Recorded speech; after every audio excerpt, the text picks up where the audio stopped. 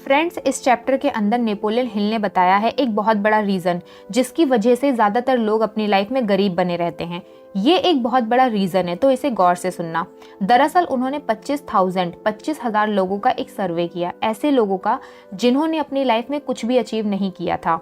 तो एक कॉमन चीज़ सामने आई, एक ऐसी चीज़ जो उन सब में कॉमन थी। ये लोग अपनी लाइफ में फैसले नहीं ले पाते, फैसले टालते रहते हैं, और अगर फैसले ले भी लेते हैं तो बहुत देर से ले लेते हैं, और उसके बाद में अगर ज़रा सी भी प्रॉब्लम आई तो उस फैसलों को चेंज कर देते हैं। फिर हमने सर्वे किया उन लोगों का, सैकड़ों लोगों का, बेहिसाब लोगों का जो बेहिसाब अमीर हैं। तो उनमें भी एक चीज़ कॉमन थी, वो चीज़ ये थी कि पहला तो वो फटाफट फैसले लेते हैं, दूसरा जो वो फैसला लेते हैं लेने के बाद में उसको बदलने में जल्दबाजी नहीं दिखाते। तो आपने देखा ये वो अनसक्सेसफुल लोग हैं जो फैसले लेते ही नहीं हैं, और अगर ले लेते हैं तो बहुत देर से लेते हैं। फिर उन फैसलों को जल्दबाजी दिखाते बदलने में, जैसे कि हेनरी फोर्ड, उनसे सीखो। जब वो फैसला ले लेते थे तो उस पर अड़े रहते थे कि उसे छोड़ते ही नहीं थे, इसलिए पूरी दुनिया उसे जिद्दी इंसान बुलाती थी। ये किसी चीज़ के पीछे पड़ गया तो उसको छोड़ता ही नहीं है उसका पीछा। हेनरी फोर्ड ने इस दुनिया की सबसे बेकार दिखने वाली कार बनाई थी उस टाइम पर, और वो बनाते गए, सबने मना किया, उनके खुद के इंजीनियर और बाकी लोगों ने भी मना किया, लेकिन उन्होंने तब तक कोई चेंजेस नहीं किए जब तक ज़रूरत नहीं पड़ी। शायद इसी अड़े रहने की आदत की वजह से वो अमीर बने थे अपनी लाइफ के अंदर, क्योंकि वो अड़े रहते थे, दूसरों की बात नहीं मानते थे, खुद की सुनते थे। लोगों की क्या गलती होती है? सबसे बड़ी गलती होती है दूसरों की बातों में जल्दी आ जाते हैं, अपने लिए सोचने का काम न्यूज़पेपर और उन बकवास करने वाले पड़ोसियों पर छोड़ देते हैं जिन्होंने खुद अपनी लाइफ में कुछ नहीं किया। मेरे पापा बोलते हैं कि एडवाइस दुनिया की सबसे सस्ती मुफ्त में मिलने वाली चीज़ है, एक मांगोगे 4 मिलेगी। लेकिन ज़रूरी नहीं है कि हर एडवाइस आपके लिए काम की हो। हर कोई अपनी राय आप पर थोपने की कोशिश करेगा, लेकिन ये आप पे डिपेंड करता है कि आप इसे लेने के लिए तैयार हो। अगर आप तैयार हो तो वो आप पर थोपेगा। अगर दूसरों की राय लेने की आदत है तो किसी भी काम में सक्सेस नहीं मिलेगी, भूल जाओ इस बुक के हिसाब से, क्योंकि इसका मतलब है कि आपकी खुद की कोई इच्छा नहीं है, खुद फैसले पर नहीं पहुंच सकते, इसलिए दूसरों की सलाह लेते हो, राय लेते हो। सलाह सिर्फ उनसे ही लो जो आपके गोल के लिए खुद सीरियस हो, आपसे ज़्यादा सीरियस हो, क्योंकि ज़िंदगी में कोई ना कोई ऐसा होता है हर किसी की जो आपसे ज़्यादा आपके गोल के लिए एक्साइटेड होता है। क्योंकि ये करीबी दोस्त और रिश्तेदार जो होते हैं ये कभी कभी अपनी एडवाइस से ऐसे ही मजाक में आपके फ्यूचर को नुकसान पहुंचा देते हैं। इनको पता भी नहीं होता। हज़ारों लोग ज़िंदगी में अपने आप को बहुत कम समझते हैं, क्योंकि उनका कोई अच्छा इरादा रखने वाला, उनका कोई शुभचिंतक जिसके पास अपने फ्यूचर का कोई प्लान नहीं है, खुद को पूरी नॉलेज है नहीं, अपनी राय या हंसी से उनकी सेल्फ कॉन्फिडेंस को ख़त्म कर देते हैं। मैं तो बस इतना कहूँगी कि आपके पास खुद का दिमाग नहीं है जो आपको यूज़ करने के लिए मिला है, ये यूज़ करने के लिए मिला है। ये भी आपको उन सवालों के जवाब दे सकता है जिनकी उम्मीद आप उन चिंतकों से कर रहे हो। इन लोगों की नॉलेज आधे भरे हुए बर्तन की तरह होती है, मटके की तरह होती है, जिसका पानी चलने की वजह से इधर उधर गिरता है। कोशिश करते हैं ये दिखाने की कि हमारे पास बहुत नॉलेज है। ऐसे लोग बेसिकली बोलते ज़्यादा हैं, सुनते कम है, जबकि ज़रूरी ये है कि हमें अपनी आंखों और कान खुले रखने हैं और मुंह को बंद रखना है। सुनने से नॉलेज मिलती है, बोलने से नहीं मिलती। अगर सुने बिना बोलते जाओगे तो नुकसान 2 होते हैं। सबसे पहले तो नॉलेज पाने के मौके हाथों से निकल रहे हैं, और दूसरा अपनी प्लानिंग भी अपने बड़बोलेपन की वजह से दूसरों को बता रहे हो। और अगर मान लो कोई स्मार्ट आदमी आप लोगों के बीच में बैठा हो, जिसके सामने मुंह खोल रहे हो, जिसके पास पहले से ही बहुत सारी नॉलेज है, तो उसके सामने क्या कर रहे हो? अपनी एक तो बेवकूफ़ी दिखा रहे हो, दूसरा अपनी नॉलेज उनके सामने बोलकर अपने प्लान्स के बारे में बता रहे हो, जो शायद आपसे पहले आपके गोल के पास पहुंच जाएगा और आप खड़े रह जाओगे। तो ये तो बेवकूफ़ी है, क्योंकि सही मायने में नॉलेज शांति और परखने से झलकती है। ज़्यादा बड़बोले बनोगे तो शायद सामने वाला आपसे अच्छा जानता हो, आपसे पहले गोल अचीव कर ले। तो हम फैसला लेने की बात कर रहे थे कि फैसला लेना बहुत ज़रूरी है।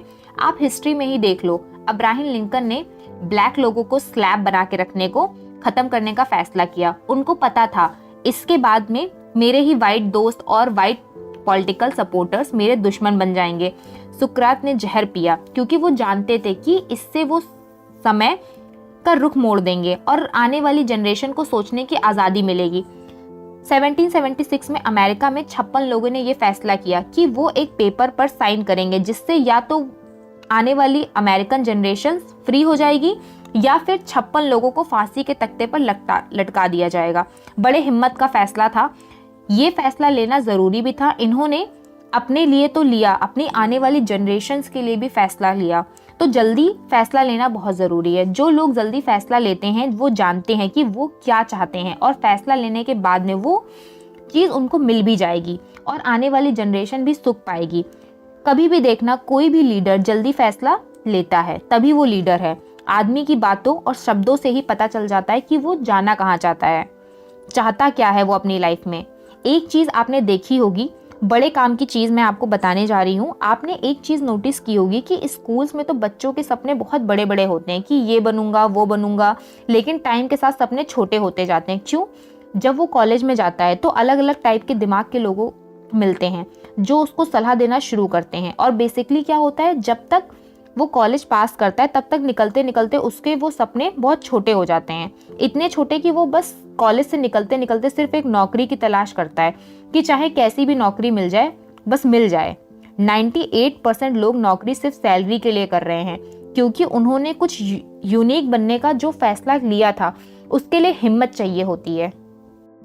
और वो सेफ खेलने वाले थे, इसलिए उस फैसले को तो भूल गए और सेफ खेलने में चल दिए लोगों की सलाह की वजह से। सोचो, अगर उस वक्त अमेरिकन लोगों के लिए बोल रहा हूँ यहाँ पर, अगर उस वक्त उन 56 लोगों ने अगर साइन ना किए होते उस पेपर पर तो अमेरिका आज आज़ाद होता क्या? और होता तो कितने टाइम बाद होता। अब ये प्रॉब्लम है, नज़रें घुमाने से या नज़रअंदाज करने से कुछ नहीं होगा।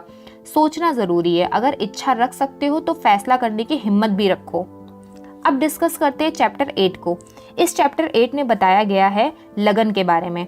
लगन तो आपको पता ही होगा, ये बहुत ज़रूरी चीज़ों में से एक है। ये चीज़ तब आती है जब इच्छा के एक ऐसे लेवल पर हम पहुंच जाते हैं कि अब तो करना ही है, तो वो कहलाती है लगन। जो लोग अमीर बनते हैं उनको पूरी दुनिया गलत क्यों समझती है पता है? क्योंकि वो अपनी इच्छा को पाने के लिए पूरी लगन से लगे रहते हैं, उन्हें कुछ और दिखता ही नहीं है। इसलिए लोग बोलते हैं कि सेल्फिश है, सिर्फ अपने बारे में सोचता है। ये लगन कोई रॉकेट साइंस नहीं है जो अमीर लोगों में ही मिलेगा, बस इसको समझने की ज़रूरत है। ये आपकी लगन तब टेस्ट होगी जब इस बुक के पढ़ने के बाद में आप ये तय करोगे कि इस बुक में जो कुछ भी पढ़ रही हूँ अपनी ज़िंदगी में ज़रूर उतारूंगी। तब आपकी लगन साबित होगी। जैसे समुद्र पूरी दुनिया के पानी को अपनी तरफ खींचता चला जाता है, वैसे ही एक अमीर आदमी का दिमाग पैसे को अपनी तरफ खींचता है। ज़रूरत है तो बस एक पावरफुल इच्छा की। पावरफुल इच्छा ये सब चीज़ों की शुरुआत होती है। इच्छा की ही सब चीज़ों की शुरुआत है और यही सेम चीज़ गरीबों के साथ भी होती है। ये उसी आदमी की तरफ जाती है जिसका दिमाग इसको बुलाता है, गरीबी को। जब दिमाग में पैसे कमाने की इच्छा नहीं होती ना, तो गरीबी खुद पे खुद आपको जकड़ लेती है, बिना कुछ किए अपने आप में ही जकड़ लेगी आपको। तो धीरे धीरे कोशिश करो इस टाइप की मेंटालिटी से बाहर निकलने की जो आपको चारों तरफ देखने को मिलती है, जिसमें सिर्फ दुख मिलेगा, अपने लिए भी और अपनी फैमिली के लिए भी। ये जो हमारा दिमाग होता है इसमें एक बहुत खास बात होती है, आपको पता है? हम लोग दिन भर में जो कुछ भी देखते हैं, जो कुछ भी एक्सपीरियंस करते हैं, उन सब का एक बड़ा हिस्सा ये अपने अंदर सोख लेता है। जो कुछ भी हम देखते हैं और वैसा ही बन जाते हैं।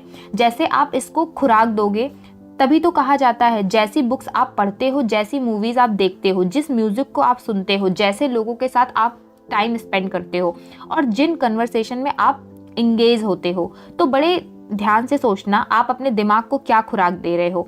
वही चीज़ें आपका फ्यूचर डिसाइड करेंगी। वैसे ही डायरेक्शन में आपका दिमाग आपको लेकर जाएगा। अगर हमें मौका मिले कि हम हमारे सबकॉन्शियस माइंड में झांक कर देख सके, मौका मिले कि इसके अंदर क्या है, तो बहुत सारे ऐसे रीजंस मिलेंगे जो हमें आगे बढ़ने से रोक रहे हैं।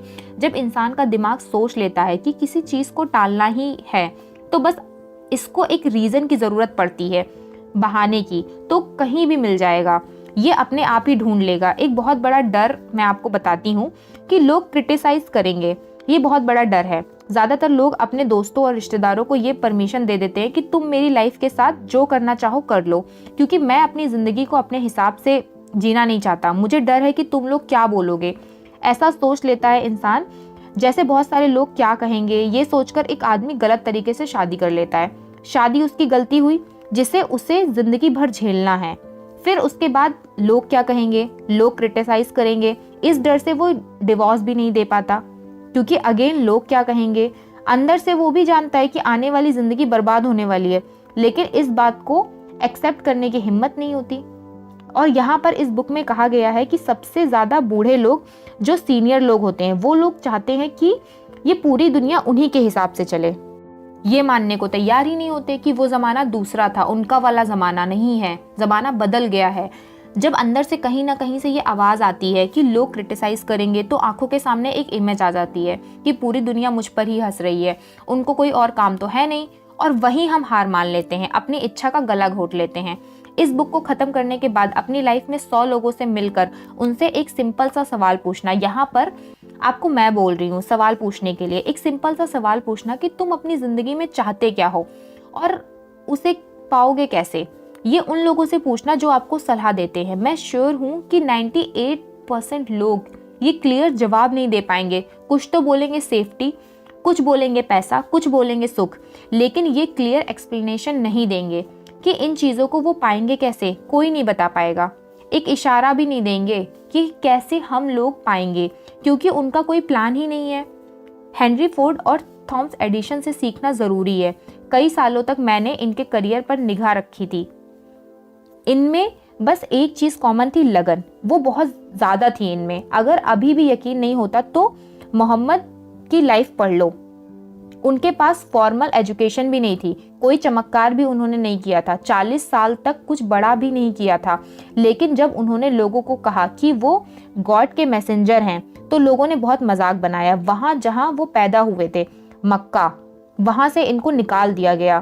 फिर उसके बाद 20 साल बाद कुछ और ही वो बनकर निकले। कुरान की आयतों ने उनकी जिंदगी बदल डाली। ये होती है लगन। आज के चैप्टर में बस इतना ही, बाकी का नेक्स्ट चैप्टर में।